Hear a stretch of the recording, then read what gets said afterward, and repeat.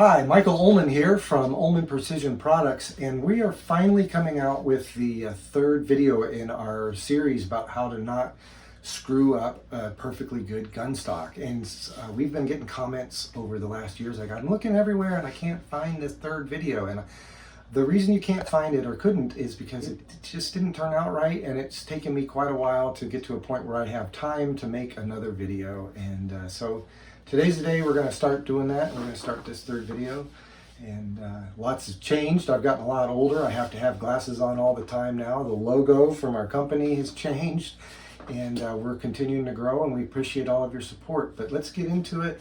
The first thing we want to talk about is passes. So this stock that we're doing, I am done with all of the power checkering, and so I've been using the Titan power checkering machine.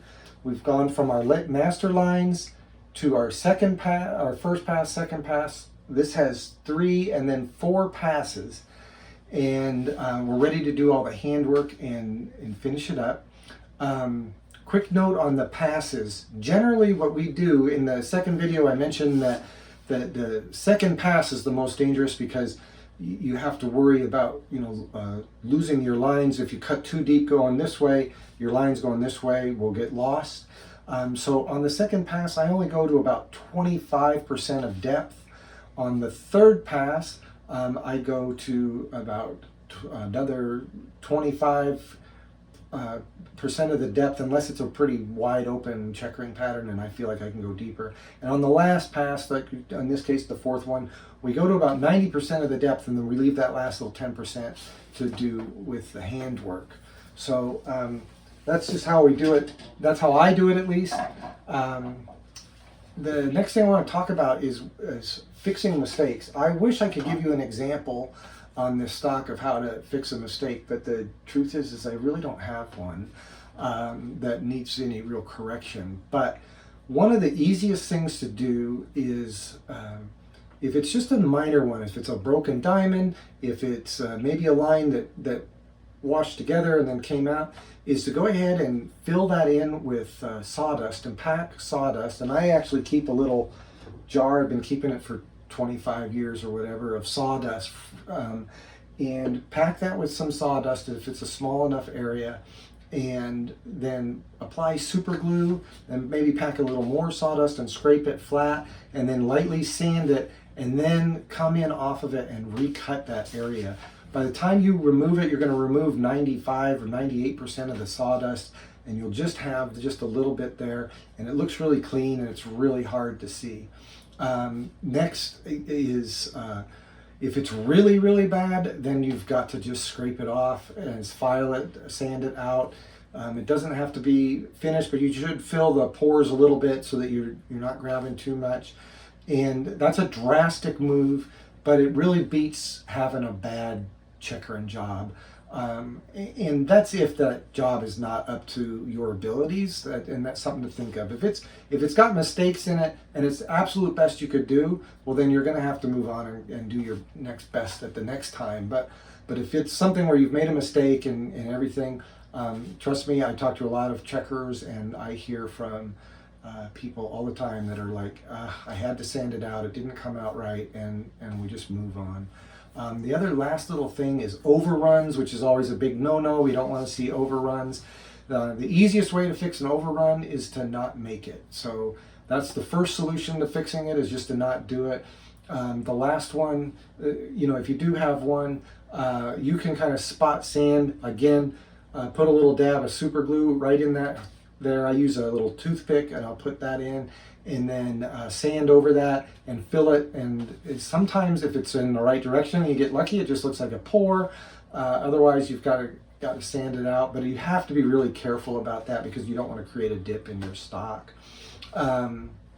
So we're to depth, and let's take a look at what we've got here, and we'll get started.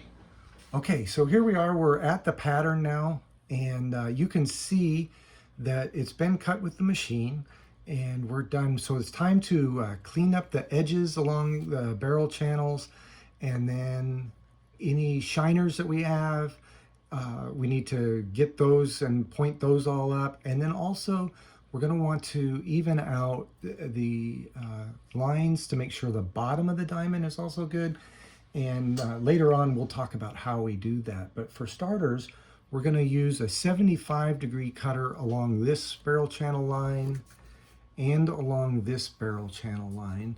This pattern is done at 24 lines to the inch, and I'm using it as a 90-degree diamond on this pattern. So most of this internal work here will be done with a 90-degree cutter. And these are the cutters that we're mostly primarily going to be using.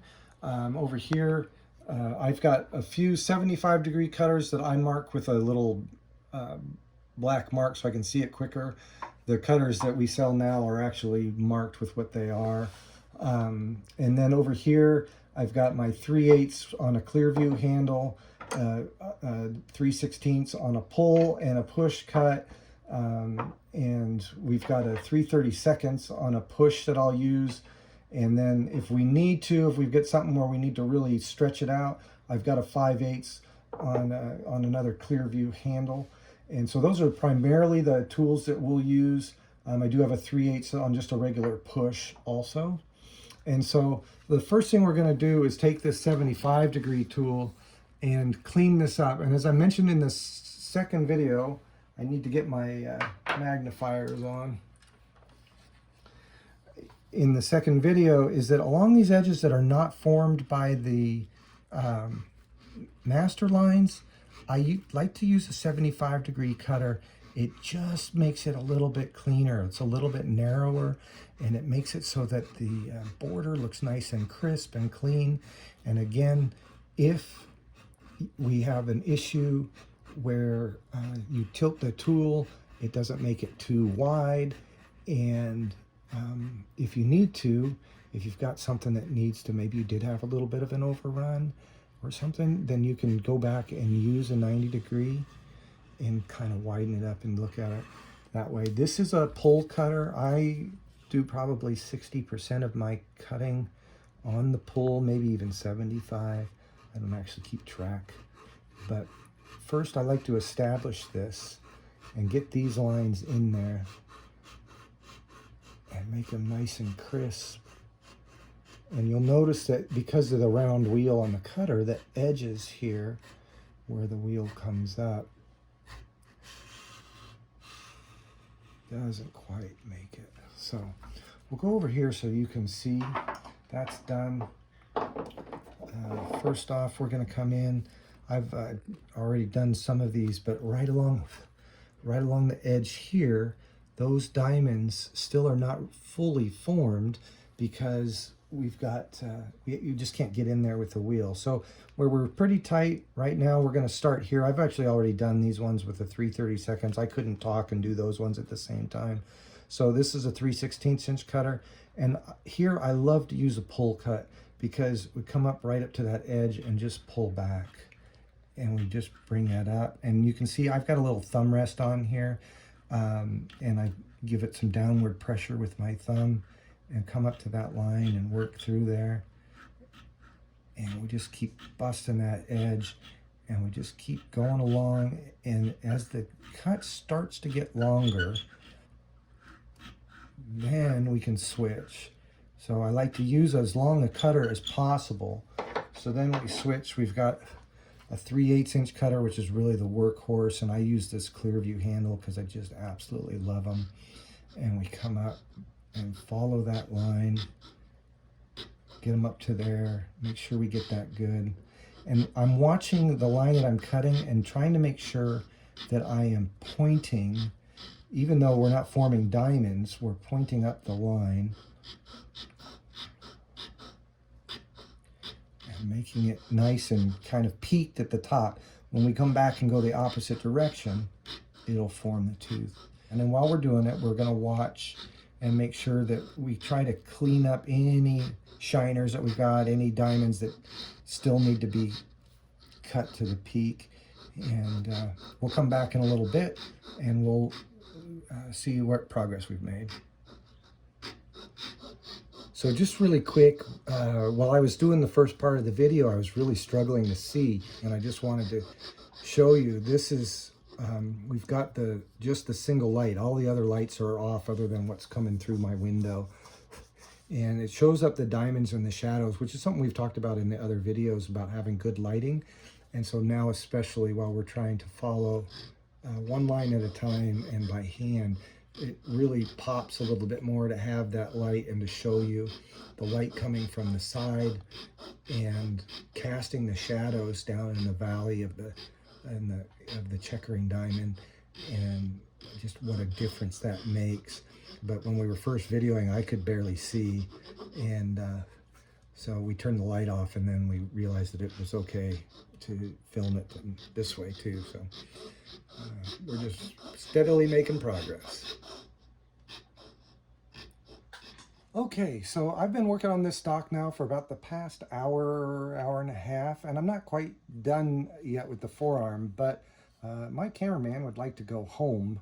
So we're gonna take a look at this, and you can see that the edges here we're starting to get those cleaned up, and our depths are starting to even out. But I wanted to show you one little trick for evening things out. If we roll around here, and I hope that this shows up on the camera, but right through here on this line, I'm a little deep on that one line. I don't want to come in and cut again across here with a 90-degree cutter, because it's going to make all of that deeper, and it's going to make that diamond a little bit smaller. So in order to even that out, what we're going to do is we're going to come in with a 75-degree cutter. And there, maybe that'll help show that if I adjust the light just a little bit. And I'm just going to do a little section here. But what we're doing is coming in with a narrower cutter, and we're just trying to clean up the bottom of the diamond. So everything's pointed, but we need to clean up the bottom of the line, and that way the diamonds will kind of look even, and the lines going across will even out, and we're not lowering the top of the diamond because we're just sneaking a 75-degree cutter in there. And if I blow that out, you're going to see, and clean that, you're going to see that that line starts to dissipate, and we don't see the bottom, and it just gives the illusion, or they really are all at the same depth, but by just dipping down and lowering that just a wee bit, it'll even them out. We're gonna go ahead and rotate around. This is the side I haven't done. I've done these sides here, but I haven't gone this way yet. So you can see how that's kind of progressing. This is almost done. We're starting to just clean that up. And then what we'll do is I'll bring this up here. This is the grip on the left side of the gun, and it is all complete. And you can see how that looks, how the all the edges are nice and clean. You know, we've got everything's all kind of pointed up. These tips are done. Everything's to the same even depth, and so this is all done here.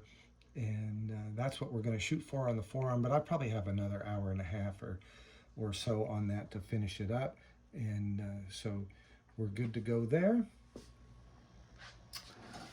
All right, well look, that's about it. That's the basics of checkering. You've got the layout, which is incredibly important. We've got to spend the time to get a good layout, to make sure everything's right before we ever really start cutting all of our lines. And then take it to depth. Of course, I use my Titan Power checkering machine, but it's the same process really if you're using hand tools even. You've got to get it down to depth. Make sure all your lines stay straight. And then the last bit, which we covered in this video, is to just clean up the edges, make sure all your borders are nice and clean, maybe sneak in there with a 75-degree and get the bottoms of your diamonds if you have to. And at that point, you're done. We're here to help, and so if you have questions or anything, feel free to reach out and send us an email or drop us a call. And as always, if you need products, we're here to give you products and support for them. So we hope that you found this useful, and we want you to have a great day. Thanks for watching.